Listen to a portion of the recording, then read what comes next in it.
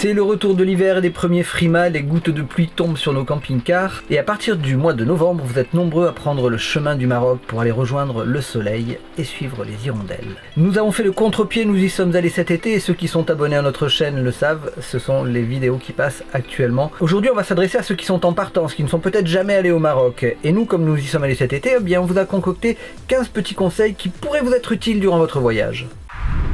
You and I were intertwined, we met our love in perfect time, like hands on the clock.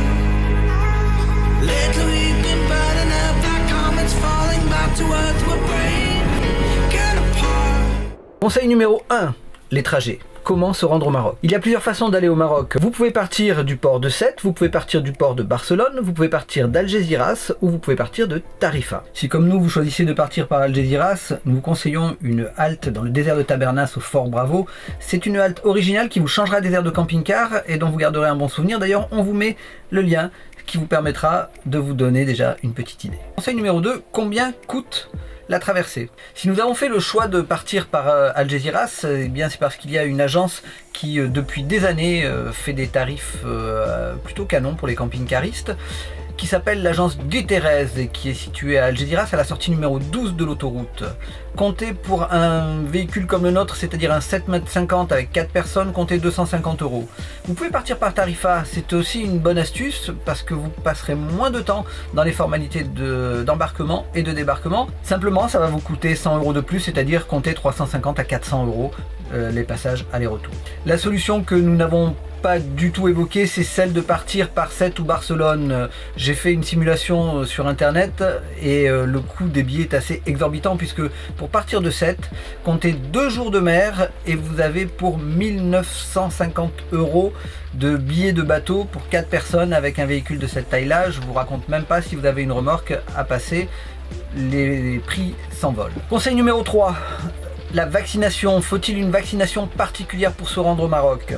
Eh bien non, il n'y a pas de maladie particulièrement tenace comme vous pouvez les trouver sous les tropiques qui vous oblige à vous vacciner contre la fièvre jaune ou contre le palu, etc.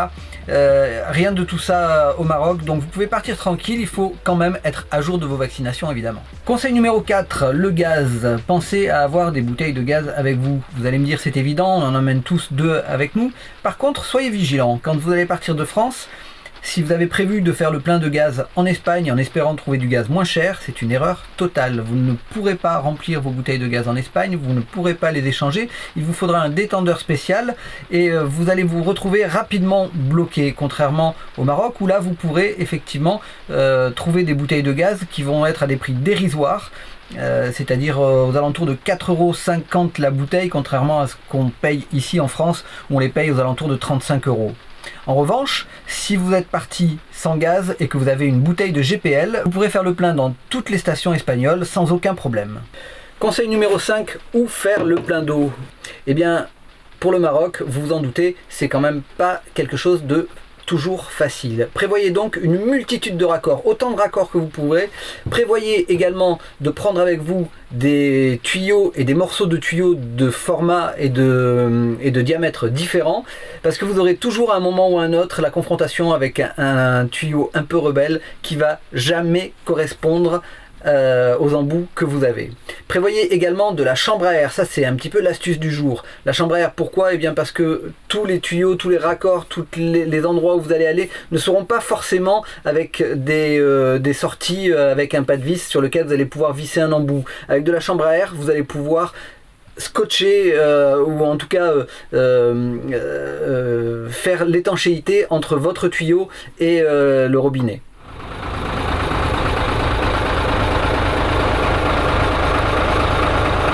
Alors il se passe quoi?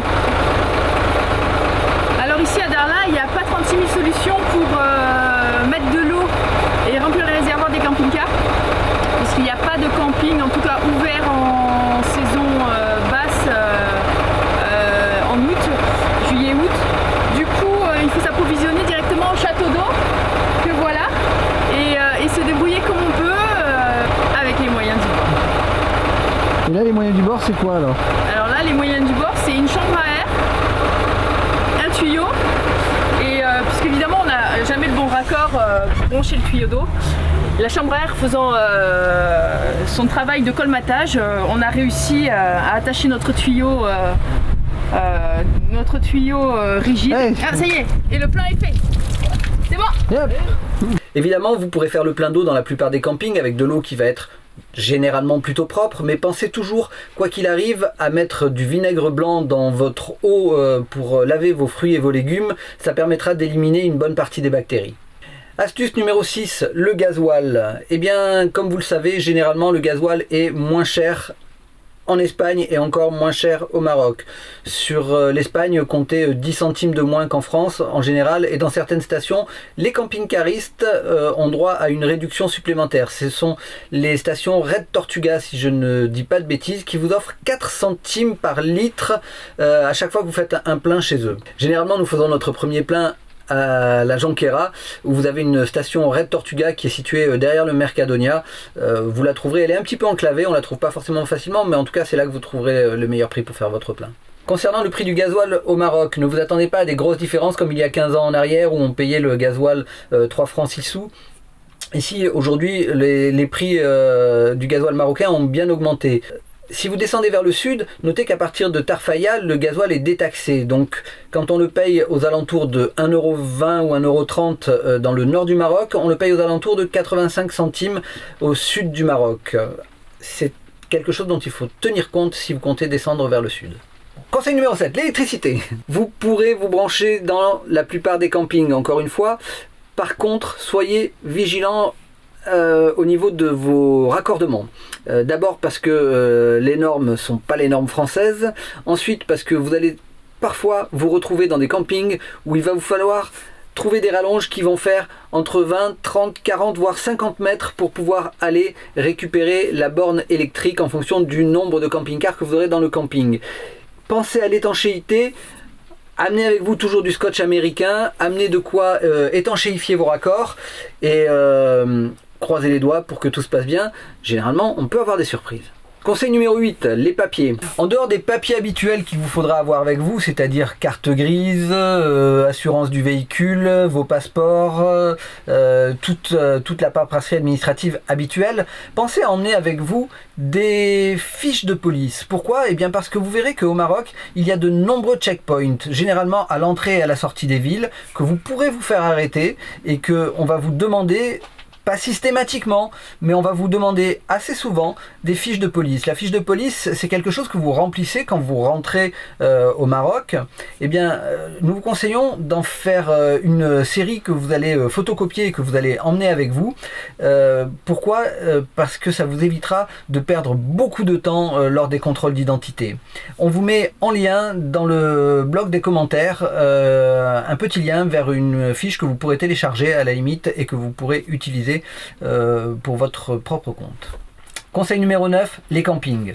Le Maroc est un pays très ouvert au tourisme en camping-car et vous allez pouvoir trouver des structures d'accueil à peu près partout au Maroc. Alors vous allez avoir des très grosses structures qui peuvent accueillir jusqu'à 500 voire 1000, 1500 camping-cars et vous allez avoir des structures beaucoup plus petites dans les petites villes, mais vous en trouverez quoi qu'il en soit partout. Vous aurez toujours des endroits où vous pourrez vous faire héberger, où vous pourrez vous brancher, où vous allez pouvoir refaire de l'eau, sauf quand vous allez descendre, pour ceux qui descendent très au sud, si vous descendez jusqu'à Dakhla par exemple, il y a juste quand vous arrivez à Dakhla une zone qui s'appelle le PK25 sur laquelle vous pouvez stationner encore gratuitement, mais ce sera le seul point d'arrêt que vous aurez et il n'y a absolument aucun service qui est proposé là-bas.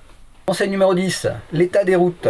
Le réseau autoroutier est quasiment neuf pour se rendre dans les grandes villes et dans les aéroports. Et il n'y a donc pas de souci à se faire pour pouvoir circuler en camping-car. En revanche, nous vous déconseillons très fortement de rouler de nuit. Pourquoi ? Eh bien parce que la nuit, vous allez pouvoir vous retrouver nez à nez avec un troupeau de chèvres, un troupeau de moutons, avec des gens qui circulent sur l'autoroute et donc un conseil, arrêtez-vous de rouler avant la nuit. Vous pouvez vous arrêter de dormir dans les stations essence d'ailleurs, c'est quelque chose qui se pratique relativement fréquemment. Prenez cette option plutôt que de rouler de nuit. Sur le réseau secondaire, en revanche, si les routes sont relativement bonnes, il vous faudra être toujours très vigilant vis-à-vis des transports de marchandises et vis-à-vis des autobus qui roulent vraiment à tombeau ouvert. Conseil numéro 11, les cadeaux.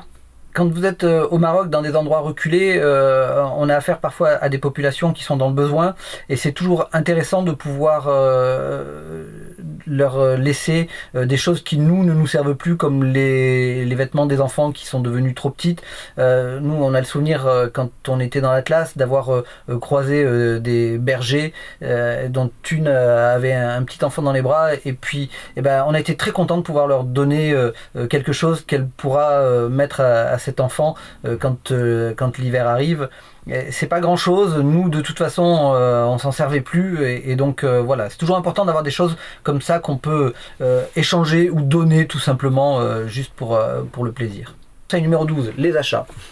On est tous évidemment tentés d'aller se promener dans les villes, d'aller dans la Médina, d'aller faire des achats et de ramener des souvenirs, c'est évident.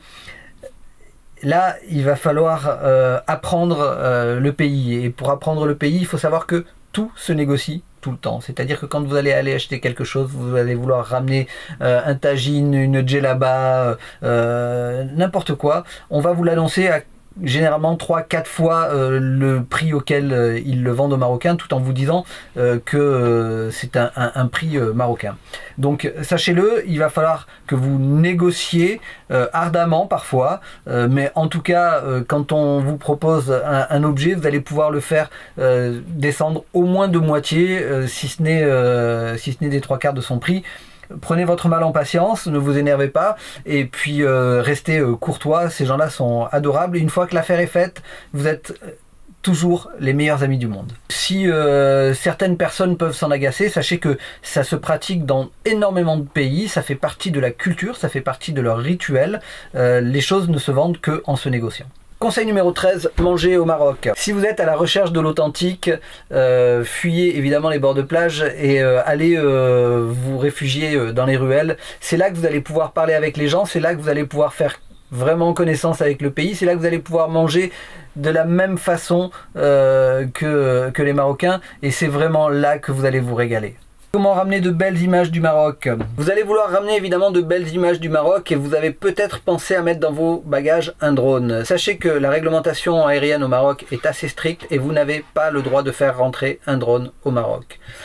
D'ailleurs, nous qui voyageons beaucoup et qui traversons beaucoup de frontières, nous mettons un point d'honneur à respecter ces réglementations aériennes et nous n'avons pas ramené d'images du Maroc, en tout cas pas d'images aériennes. C'est une histoire de respect également avec les autorités et avec la manière de vivre des Marocains. Conseil numéro 15 pour ceux qui hésitent encore.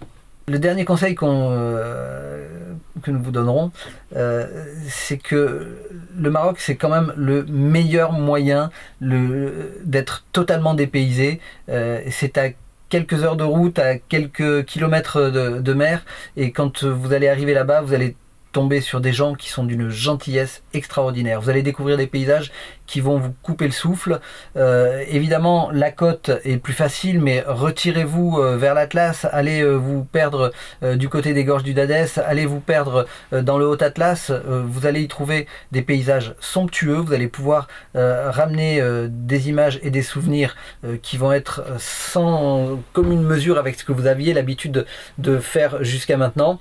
Et puis surtout, vous allez avoir envie d'y retourner tous les ans comme des milliers d'autres personnes qui chaque année prennent la route vers le soleil. Voilà, j'espère que cette vidéo vous aura plu et que ces 15 conseils vont vous permettre de passer un agréable séjour au Maroc. N'oubliez pas de mettre un petit mot dans les commentaires si vous avez des choses à nous signaler ou si vous avez des questions auxquelles vous aimeriez que nous répondions. Dans la prochaine vidéo, nous vous ferons la présentation de notre nouveau camping-car, donc qui est le 367 GA de chez Challenger. N'oubliez pas de vous abonner, de mettre un petit pouce bleu si les vidéos vous plaisent. N'oubliez pas que vous pouvez suivre notre blog, mais aussi nous suivre sur les réseaux comme Facebook ou Instagram. Restons connectés et voyagez avec nous.